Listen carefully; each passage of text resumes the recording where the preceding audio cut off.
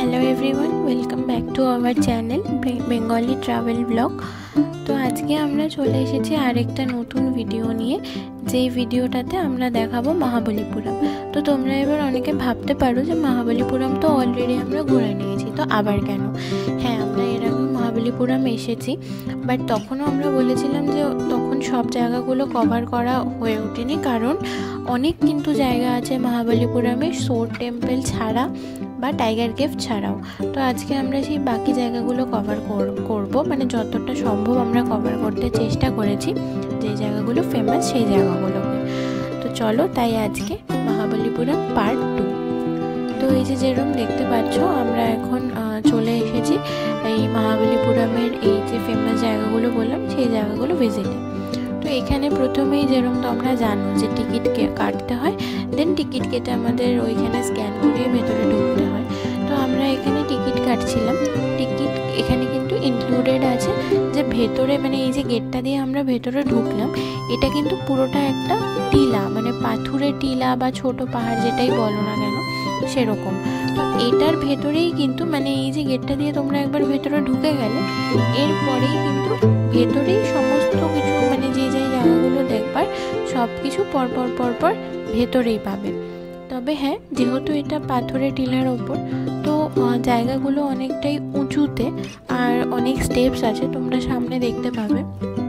যদি কোনো বয়স্ক মানুষ প্ল্যান করেন তাহলে তাদের জন্য একটু মানে কষ্টসাধ্য হতে পারে, সেটা পুরোপুরি শরীরের ওপর ডিপেন্ড করে যে কে কতটা আর কি উঠতে পারবে। তো দেখতে পাচ্ছ যে এরকম যে গরম কিন্তু অলরেডি ছিল, যদিও আমরা সকাল সকালই, যেরকম আমরা সবসময় প্রেফার করি যে আমরা একটু সকাল সকাল যাই, তো এই দিনও আমরা মোটামুটি সকাল সকালে গিয়েছিলাম। আমরা ওই 10:30টার মধ্যে এখানে পৌঁছে গিয়েছিলাম। আর এই যে তোমরা চারপাশে দেখছো এত রোদ, এটা কিন্তু সকাল 10:30টার সিন। তো এই যে দেখো, এই যে আমরা অলরেডি কিন্তু স্টেপসের কাছে চলে এসেছি। তো এইখানেও কিন্তু এটার মানে মেইন যে খাসিয়াত সেটা হচ্ছে এটা ওই একই মানে গ্রানাইট পাথর দিয়েই তৈরি। আর এখানের মেইন যে জায়গাগুলো আছে, এই যে সামনে তোমরা দেখতে পাচ্ছ, এটা হলো ওল্ড লাইট হাউস। তো এখানের ভেতরে যে মেইন জায়গাগুলো রয়েছে সেগুলো হলো এই old light house, Mahishasura Mardini cave, new lighthouse এবং দ্রৌপদীস বাথ, রয়াপুরম, এরকম আরও ছোটোখাটো কিছু রয়েছে। তো চলো আমরা ধীরে ধীরে পুরোটাই কভার করব। তো এটা আমরা আমাদের ফার্স্ট ডেস্টিনেশনে চলে এসেছি, যেটা হলো ওল্ড লাইট হাউস বা মহিষাসুর মর্দিনী কেভ। তো কেন বলছি বা, কারণ হলো এই যে তোমরা উপরে যে স্ট্রাকচারটা দেখলে, এটা ওল্ড লাইট হাউস। আর এগুলো যেরকম অলরেডি আমরা বললাম যে পাহাড়ের ওপর আর লাইট হাউস, তো অবশ্যই একটু হাইটে তো হবেই। তো এই সিঁড়িগুলো দিয়ে সেই ওল্ড লাইট হাউসের ওপরে উঠতে হয়। তো চলো আমরাও ওপরে উঠবো, বাট ওপরে ওঠার জন্য কিন্তু অনেকগুলো সিঁড়ি পেরোতে হবে। তো সিঁড়িগুলো খুবই সাবধানে পেরোতে হবে, কারণ এটা প্রচুর খাড়া ছিল। আর এই জায়গাগুলোতে সিঁড়িগুলো তাও কিছুটা মানে চওড়া, স্টেপস রাখার মতো, কিন্তু যত ওপর দিকে উঠা গিয়েছে তত কিন্তু সিঁড়িগুলোর স্টেপসগুলো সরু হয়ে গেছে। তো মানে পা ফেলতে খুব সাবধানে পা ফেলতে হবে। আর এই যে আমরা কথা বলতে বলতে দেখো কিছুটা পৌঁছেও গেলাম। আর এই যে এখান থেকে এই দেখছো যে বড় এই পাথরটা, এরকম পাথর কেটেই কিন্তু এখানকার সবগুলো মানে বানানো। তো এই পাথরগুলো এই সামনেটায় চলো আমরা এগোবো। এখান থেকেও কিন্তু খুব সুন্দর একটা ভিউ দেখা যায়। আমরা আরও উপরে উঠবো, বাট এটা তার আগে, উপরে ওঠার আগে ওই একটা মানে স্টপেজ মতো, মানে চাতাল মতো আছে। তো আমরা ভাবলাম এখানেও একটু দাঁড়িয়ে ভিউটা একটু দেখিয়ে নিই। তো এখান থেকে দেখো ভিউটা এরকম কিছু দেখতে লাগছে। আর ওই যে লাইট হাউসটা ওপরে, তো ওই অতগুলো সিঁড়ি পেরিয়ে কিন্তু আমাদেরকে ওই ওল্ড লাইট হাউসটাতে উঠতে হবে। তো ওই যে দেখে নাও চারপাশের ভিউটা। তো এবার আমরা এগোবো ওল্ড লাইট হাউসের ওপরে উঠবো বলে। তো এই যে যেরকম বলছিলাম, সিঁড়িগুলো দেখো, সিঁড়িগুলো কিন্তু প্রচুর সরু হয়ে গিয়েছে। আর সাইড দিয়ে এখানে রেলিং দেওয়া হয়েছে যাতে ব্যালেন্স ঠিক রাখা যায় বলে। তো আমরা ধীরে ধীরে করে এবারে ওপরে উঠছি খুব সাবধানে। যেরকম বললাম যে সিঁড়িগুলো কিন্তু অনেক মানে ওই গ্রানাইট পাথর দিয়ে অনেকটাই উঁচু, মানে হাইটগুলো সিঁড়িটার অনেক উঁচু। তো কথা বলতে বলতে আমরা পৌঁছে গিয়েছি একদম লাইট হাউসের টপে। তো এই লাইট হাউসটা তৈরি হয়েছিল ওই 1900 খ্রিস্টাব্দে। এখান থেকে প্রথম লাইট দেওয়া হয়েছিল 1900 খ্রিস্টাব্দে। আর এইটা কিন্তু বে অফ বেঙ্গলের কোস্টে। এবার তোমরা ভাবতে পারো যে এখান থেকে তো সমুদ্র দেখতে পাচ্ছি না। এবার দেখো, এই মুহূর্তে আমরা সমুদ্র দেখতে পাচ্ছি না, কিন্তু মানে 7ম শতাব্দী মানে পল্লব রাজবংশ, তো কতটা মাঝখানে সময়ের গ্যাপ আছে। আর সেই জন্য মানে স্বাভাবিকভাবেই ভৌগোলিক পরিবর্তন তো হয়েই আছে। তো যাই হোক, এটা ওর লাইট হাউস। তো যেরকম দেখতে পাচ্ছ এখান থেকে ভিউ। আর এই যে সামনে দেখতে পাচ্ছ যে বলছিলাম নিউ লাইট হাউস, এটা হলো সেই নিউ লাইট হাউস। এটাও আমরা পরে দেখব। বাট দেখো উপর থেকে কত সুন্দর লাগছে দেখতে।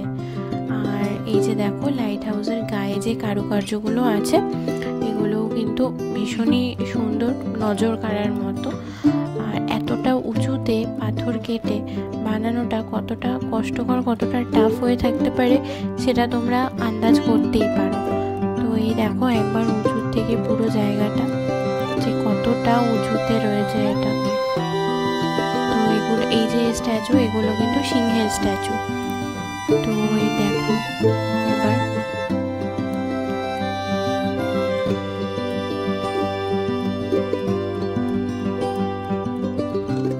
এবারে আমরা নেমে এসেছি নিচে, এগোবো নেক্সট ডেস্টিনেশনের দিকে।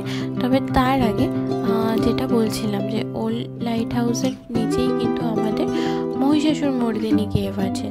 তো ওল্ড লাইট হাউসটা যেখানে সিচুয়েটেড, ওটাকে মহিষাসুর মর্দিনী কেভ এই জন্য বলা হয়। তার কারণ হলো ওল্ড লাইট হাউসটা যেটার মানে যেই পাথর বা যে টিলাটার ওপরে অবস্থিত, তার ঠিক নিচেই একটা কেভের মতো রয়েছে, যেটা মহিষাসুর মর্দিনী কেভ বলা হচ্ছে। তো এরকম কিন্তু নয় যে মহিষাসুর মর্দিনী কেভটা ওল্ড লাইট হাউস বা ওল্ড লাইট হাউসটা মহিষাসুর মর্দিনী কেভ না, দুটো সেপারেট। বাট এটার মাথার ওপর যেহেতু লাইট হাউসটা রয়েছে, তাই জন্য মানে দুটো জিনিস আর কি একসাথে। তো এখানে মহিষাসুর মর্দিনী কেভের ওই আর্কিওলজিক্যাল সার্ভের বোর্ড আছে, তোমরা চাইলে পজ করে পড়ে নিতে পারো। তো এই দেখো এবার আমরা কেভের ভেতরে এন্ট্রি করছি। তো নাম শুনেই বুঝতে পারছো যে এটা কিন্তু মা দুর্গারকে ডেডিকেট করাই হবে। তো যেরকম, তো এই যে পাথরের এই কেভটার গায়ে পাথর কেটে মা দুর্গা, মহিষাসুর, সাথে তার ছেলে মেয়ে এবং বাহন সবাই কিন্তু এখানে খোদাই করে তৈরি করা আছে। তো এই জন্যই এই গুহাটা বা কেভটার নাম কিন্তু মহিষাসুর মর্দিনী কেভ। আর তার ঠিক উল্টো দিকের দেওয়ালে ভগবান বিষ্ণুর শায়িত রয়েছেন এরকম মূর্তি খোদাই করা রয়েছেন। আর তোমরা অলরেডি এতদিনে বুঝতেই পারছো যে এখানে কিন্তু খুব বিষ্ণু পুজো হয়। তো এই যে দেখো কত সুন্দর, মানে কতটা নিখুঁতভাবে এখানে পাথর কেটে ফুটিয়ে তোলা হয়েছে ভগবান বিষ্ণু শয়নরত অবস্থায়। তো এই যে দেখো এটা হলো পুরো কেভটা। অলরেডি এখানেও কিন্তু ছোট ছোট প্রচুর মূর্তি খোদাই করা রয়েছে। তো এটা হলো পুরো কেভটার ভিউটা। এই থামগুলো বা এই মূর্তিগুলো কতটা সুন্দর করে পাথর কেটে বানানো। তো এটা হলো মহিষাসুর মর্দিনী কেভ। এই যে এটা হলো এর কেভটার বাইরের ভিউ, তো তোমরা দেখে নাও। তো তারপরে আমরা এই দুটো জায়গা তো কভার হলো, এবার আমরা এগোবো নেক্সটের দিকে। তো নেক্সট বলতে এটা একটু পেরোলেই আমরা হাতের ডান দিকে দেখতে পাবো নিউ লাইট হাউস। তো নিউ লাইট হাউসটা আমরা উপরে উঠিনি, কারণ কি ওটা অনেকটাই উঁচুতে ছিল। আর অলরেডি আমরা প্রচুর গরম লাগছিল, রোদ বাড়ছিল, প্রচুর আরও জায়গা কভার করার ছিল। তো ওই জন্য আমরা আর অত উঁচুতে উঠিনি, আমরা নিচ থেকেই দেখেছি। আর অলরেডি যেহেতু আমরা ওল্ড লাইট হাউসের ওপরে উঠেছিলাম, তো টপ ভিউটা আমরা পেয়ে গিয়েছিলাম। তো যার জন্য আর আলাদা করে এই লাইট হাউসটার ওপরে ওঠা হয়নি। তবে হ্যাঁ, ফটো কিন্তু ক্লিক করা হয়েছে অবশ্যই, যেটা তোমরা অলরেডি হয়তো কমিউনিটি পোস্টে দেখতে পেয়ে থাকবে। যদি না দেখে থাকো তাহলে একবার চেক করতে পারো। তো এই দেখো ওইটা ওল্ড লাইট হাউস, আর পেছন দিকে আর এই সামনের দিকে আমাদের নিউ লাইট হাউসটা। তো এই নিউ লাইট হাউসটা প্রথম অপারেটিভ হয়েছিল 1907 খ্রিস্টাব্দে। আর unlike other light light house. এটা কিন্তু কোনো কালারফুল লাইট হাউস না, এটা ওয়ান কালার, মানে একটাই কালার, এটা বিনা পেন্টে, কোনো কালারও না, এটা একটাই পাথর কেটে গোল করে বানানো হয়েছে। আর এটার যে শুধু গম্বুজটা সেটা শুধু রেড কালারের। আর মানে এটা কিন্তু ইন্ডিয়ার ওল্ডেস্ট লাইট হাউস। তো এটাও ওই একই পল্লব ডাইনেস্টির টাইমেই তৈরি হয়েছিল। আর এটা 2011 থেকে ট্যুরিস্টদের জন্য খুলে দেওয়া হয়। তো এটার টোটাল হাইট হচ্ছে 85 ফিট। তো এটার ওপরেও তোমরা চাইলে উঠতে পারো, কিন্তু যেরকমটা বললাম তো এত উঁচুতে আমরা উঠিনি, কারণ অন্য জায়গাও কভার করার ছিল, ওটাতে উঠতে অনেকটা সময় লেগে যেত। তো আমরা এমনি লাইট হাউসটা বাইরে থেকে দেখে আমরা আমাদের নেক্সট ডেস্টিনেশনের দিকে রওনা দিলাম। আর একটা জিনিস কিন্তু এখানে বলতে হবে, এত রোদে এত গরমে এত উঁচুতে পাহাড়ের ওপরেও কিন্তু মানে প্রচুর ছোট ছোট দোকানিরা বসেছেন। কেউ ফ্রুটস বিক্রি করছেন, কেউ শসা, কুল, ছাঁচ বা ছোলা ভাজা, বাদাম ভাজা, কেউ কেউ আবার কিছু যেমন ব্রেসলেট বা ওই কানে পরার ছোট ছোট কানের টপস, এগুলো নিয়েও কিন্তু বসেছেন। তো তারা প্রতিদিনই মানে এত রোদ ঝড়, মানে এখানে তো ঠান্ডা পড়ে না, এত রোদ গরমেও কিন্তু ওনারা প্রতিদিন এখানে এসে দোকান সাজিয়ে বসেন। তো তোমরা যদি চাও, খুব বেশি দামও না, এরকম না যে অনেক দাম, তো তোমরা যদি চাও ওনাদের একটু হেল্প হবে যদি তোমরা কিছু পারচেস করো। তো হ্যাঁ, চলো এবার আমরা এগোবো আমাদের নেক্সট ডেস্টিনেশনের দিকে। আর অলরেডি দেখতেই পাচ্ছ যে কতটা রোদ উঠে গেছে। তো এখানে রাস্তাগুলো এরকমই পাথরের মাঝখান দিয়ে রাস্তা বানানো। তো চলো রাস্তা দিয়ে এবার আমরা এগোবো নেক্সট ডেস্টিনেশনে। তো নেক্সট ডেস্টিনেশনে পৌঁছে তারপর আবার কথা হচ্ছে।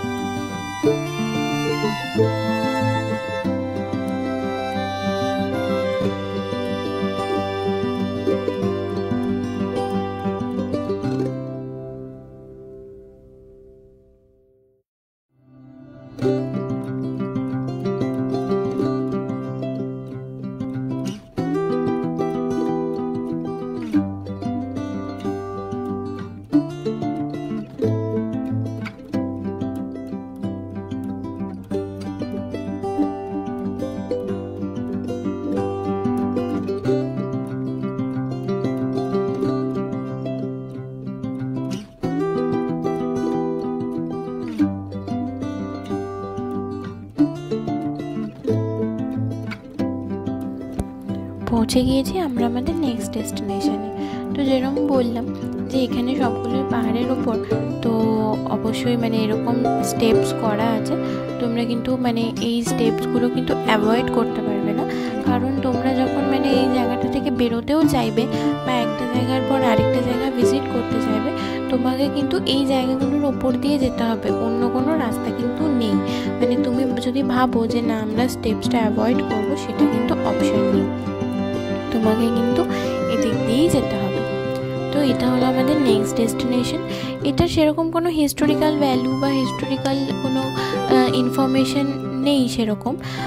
এটাও ওই পল্লব ডাইনেস্টির টাইমেই তৈরি, সেভেন্থ খ্রিস্টাব্দে। তো এটার ওই পাথর কেটে মানে গ্রানাইট পাথর কেটেই বানানো। আর মানে দেখতে এটা ভীষণ সুন্দর ছিল। তো আমরাও কিছু ক্লিপস ভিডিওস নিই।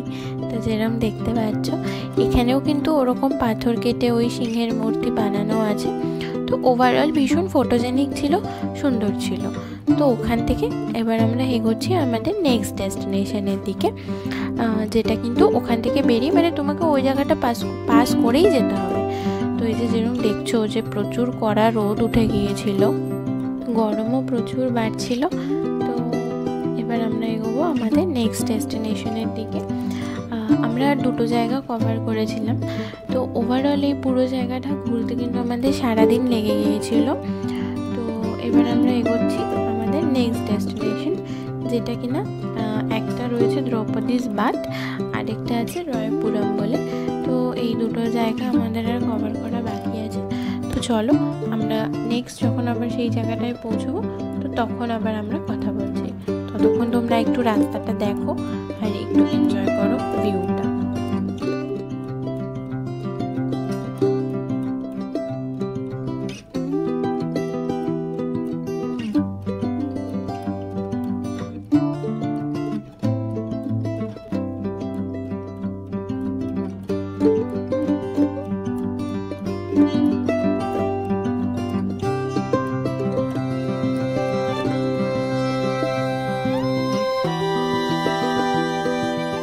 পৌঁছে গিয়েছি আমরা আমাদের নেক্সট ডেস্টিনেশনে। তো যেরকম অলরেডি বলছিলাম যে 2টো জায়গা আছে। তো প্রথমে আমরা এলাম এটা রয় গোপুরম বলে যে জায়গাটা, সেখানে। তো এইটা কিন্তু এটার কোনো হিস্টোরিক্যাল ভ্যালু নেই বা এটার কোনো ইনফরমেশনও নেই সেরকম, বাস এটা ইনকমপ্লিট অবস্থাতেই রয়ে গিয়েছে। তো তৈরি হয়েছিল সেই পল্লব ডাইনেস্টির টাইমেই, আর এটা কিন্তু ওনারা পুরোটা কমপ্লিট করতে পারেননি। বাট যতটুকু কমপ্লিট হয়েছে ততটুকুই ভীষণ সুন্দর ছিল। ওরকম মানে পাথর কেটেই বানানো ছিল। আর জায়গাটা কিন্তু খুবই মানে সিনেম্যাটিক ছিল, ফটোজেনিক ছিল। মানে কেউ যদি রিল বা ভিডিও কিছু শ্যুট করতে চাও সেটা কিন্তু এখানে ইজিলি শ্যুট করতে পারো। মানে জায়গাটা এতটাই সুন্দর লাগছিল দেখতে। তো আমরাও এখানে কিছু ক্লিপস নিলাম, কিছু ভিডিওস ফটোস নিলাম। তো দেখতেই পাচ্ছ যে এখানে কীরকম মূর্তিগুলো খোদাই করা রয়েছে। আর জায়গাটা কিন্তু দেখেই বোঝা যাচ্ছে যে পুরোটাই মানে ইনকমপ্লিট অবস্থাতেই রয়ে গিয়েছে। তো সেটা আর পরবর্তীকালে কমপ্লিট করতে পারেননি ওনারা। তো এটা হলো রয়া গোপুরম বলা হয় এই জায়গাটাকে। তো হ্যাঁ, এখানে তবে এলে পরে অবশ্যই ভিজিট করবে, স্কিপ করো না, কারণ সিনিক বিউটিটা অবশ্যই রয়েছে।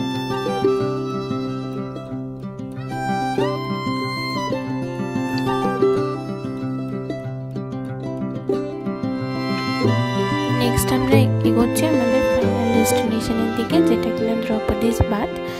তো এই রাস্তাটা একটু ছাওয়া ছাওয়া ছিল।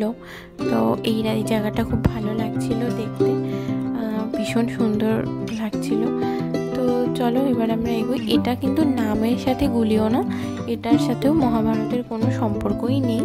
এটা জাস্ট ওই কি বলবো, লাইক স্মৃতিসৌধ যেরকম হয় না, তো ওরকমই একটা মানে জাস্ট মেমোরেবল বা মনে রাখার জন্য বা স্মৃতিসৌধ হিসেবে জায়গাটার নাম দেওয়া হয়েছে দ্রৌপদীস বাথ। বাট এটার মানে কিন্তু এটা নয় যে এখানের সাথে দ্রৌপদীর কোনো কানেকশান আছে। তো হ্যাঁ, জায়গাটা সুন্দর ছিল। তো দেখো এই জায়গাটা কিন্তু এরকম পুরোটা এই পাথরের ওপর, এখানে জাস্ট কিছুই নেই। এবার এটার কোনো হিস্টোরিক্যাল ভ্যালুও সেরকম জানা যায় না, বা কোনো ইনফরমেশন, মানে ভ্যালু তো ডেফিনেটলি আছে, মানে কোনো সেরকম ইনফরমেশন জানা যায় না যে এটা কিসের জন্য ইউজ হতো বা কী হতো। বাস এটা একটা এরকম স্ট্রাকচার পাওয়া গিয়েছে, যেটা এখন সেটার হিস্ট্রিটা হয়তো আমাদের কাছে এখনও অবধি মানে অজানা আছে। তো এই দেখো এটার এরকম উপরে উঠে এই জায়গাটা এরকম ছিল দেখতে।